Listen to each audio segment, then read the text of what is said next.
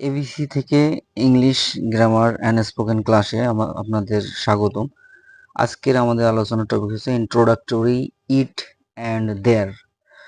আমরা আজকে ইট কোথায় এবং দেয়ার কোথায় ব্যবহার করা হয় এই ব্যাপারে আমরা বিস্তারিত আলোচনা করব। তো ইন্ট্রোডাকশন মানে হচ্ছে সূচনা বা ভূমিকা, অর্থাৎ কোনো কাজের কোনো কিছুর পরিচয় দেওয়ার ক্ষেত্রে ইন্ট্রোডাক্টরি ইট এবং দেয়ার ব্যবহার করা হয়।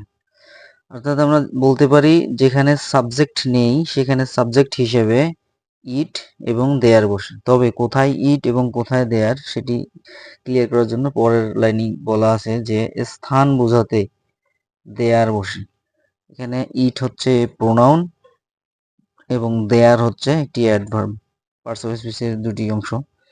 এখন আমরা শিখব প্রথমে ইট কোথায় কোথায় ব্যবহার করা হয়, তারপর আমরা শিখব দেয়ার কোথায় কোথায় ব্যবহার করা হয়।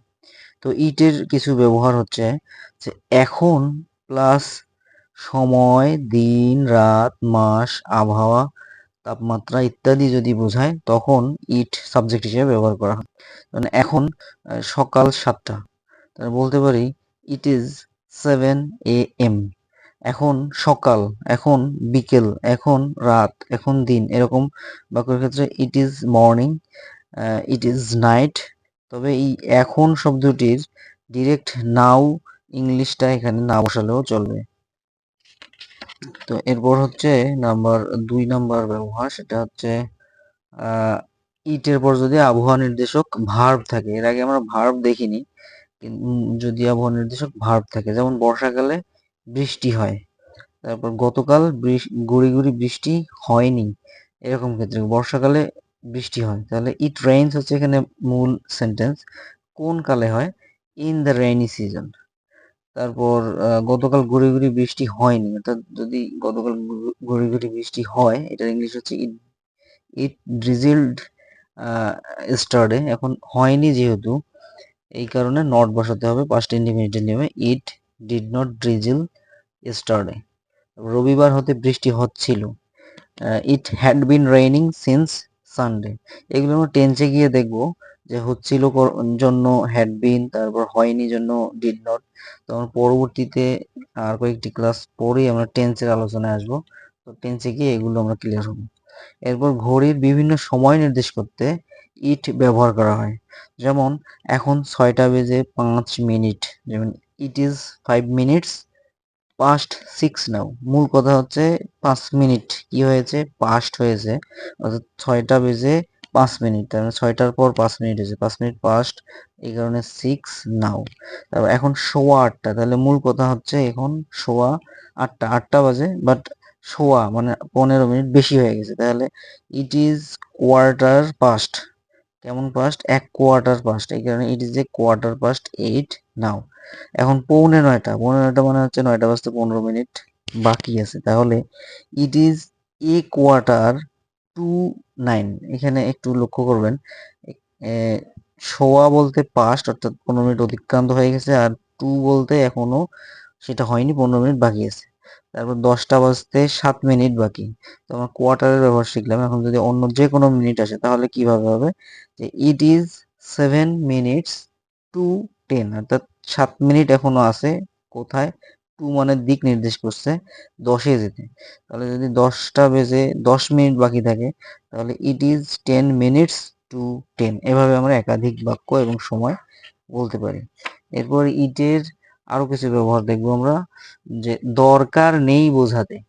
দরকার নেই, এটা বই পড়ার দরকার নেই, এই কাজ করার দরকার নেই, যাওয়ার দরকার নেই, এরকম বোঝাতে ইট ইজ নো ইউজ ব্যবহার করা হবে। আর ইউজ যেহেতু একটি ভার্ব, এই কারণে পরের ভার্ব যেটি বসবে তার সাথে আইএনজি যোগ হবে এবং আরো অতিরিক্ত অংশ থাকলে সেটি বসাতে হবে। তাহলে বইটি পড়ার দরকার নেই, it is no use reading the book, it is no use doing the work, it is no use going to market. এরকম করে আমরা একাধিক বাক্য তৈরি করতে পারি। তাহলে কিছু করে লাভ নেই বোঝাতে, এটা দরকার নেই আর এটা হচ্ছে লাভ নেই। তাহলে ইট ইজ নো গুড ব্যবহার করতে হবে, একই নিয়ম, ইউজ গুড দুটোই। তাহলে it is no good plus ভার্বের সাথে আইএনজি এক্সটেনশন, তোমার জন্য অপেক্ষা করে আমার লাভ নেই। তাহলে it is no good waiting for you, it is no good of me, যদি আমার বসাই তাহলে it is no good of me waiting for you. তাহলে কিছু করার সময় বোঝাতে যেমন এটি যাওয়ার সময়, এটি কাজ করার সময়, এটি পড়ার সময়, এটি খেলার সময়, এরকম বোঝাতে আমরা it is time plus to plus verb ব্যবহার করব। যে এখন যাওয়ার সময়, it is time to go. এখন খেলার সময়, it is time to play. তারপর হচ্ছে যদি বলি উপযুক্ত শব্দটা যোগ করি এখানে, যে এখন পড়ার উপযুক্ত সময়, এই উপযুক্তর কারণে শুধু হাই এখানে দিতে হবে। ইট ইজ হাই টাইম, এর কেমন টাইম, উপযুক্ত সময়, it is high time to read, এখন পড়ার উপযুক্ত সময়। এরপর আরেকটি হচ্ছে খুবই গুরুত্বপূর্ণ বাক্য, যেটার অনুবাদে অনেক কাজে লাগে আমাদের। অনুবাদে আমরা বড় বড় অনুবাদ করব, আমরা ব্যাংক রিটেন, বিসিএস রিটেন, যে কোনো রিটেনে বা স্পোকেনে। তো সেই বিষয়গুলোতে কমপ্লেক্স সেন্টেন্স একটা বহুল আলোচিত সেন্টেন্স, যে কমপ্লেক্স সেন্টেন্সের যদি ই এর অনুবাদ, ই এর অনুবাদটা কেমন, যে সেই কাজটি করেছে, সেই সেখানে গিয়েছে, সেই মাছ ধরেছে, এরকম। রহিমই প্রধান সাক্ষী ছিল, এরকম ক্ষেত্রে আমরা বাক্যগুলো যে ইট ইজ প্লাস সাবজেক্ট হিসেবে ব্যবহার করব। কি হবে, it is plus subject plus দ্বিতীয় বাক্য হিসেবে ব্যবহার করতে হবে। যেমন সেই কাজটি করেছে, তাহলে কাজটি করেছে এটা হচ্ছে মূল বাক্য, তাহলে কে করেছে, সে করেছে। আমরা পাস্ট পারফেক্টের নিয়মে এটা করতাম যে he has been done the work, তাহলে it is he who has been done the work.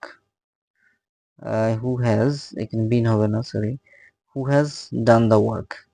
তারপর রহিমই প্রধান সাক্ষী ছিল, এটি ছিল, এই কারণে ইট ইজ রহিম, এই রহিম, রহিমই হু ওয়াজ মেইন উইটনেস।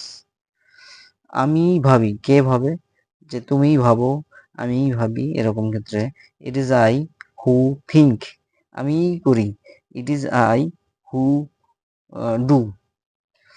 উপরের বাক্যগুলো আবার আমরা নেগেটিভ, ইন্টারোগেটিভ বা ইন্টারোগেটিভ নেগেটিভের মাধ্যমে শত শত বাক্য তৈরি করতে পারি। তো এখানে কোনো ম্যাজিক না দেখিয়ে আপনারা যদি খুব ধীরে ধীরে বুঝে বুঝে এই বাক্যের ব্যবহারগুলো পড়েন, তাহলে যে কোনো স্পোকেন বলেন, রিটেন বলেন, বা যে কোনো পরীক্ষার গ্রামাটিক্যাল অংশ বলেন, আপনারা খুব সহজেই সমাধান করতে পারবেন।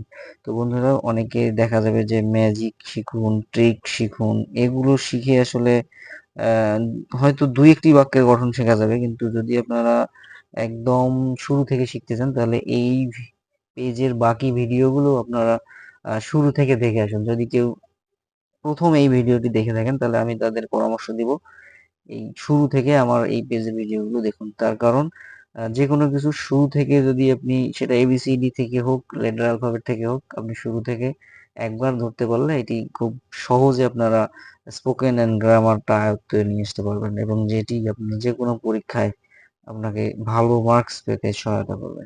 তো ধন্যবাদ বন্ধুরা, আজকে এই পর্যন্তই।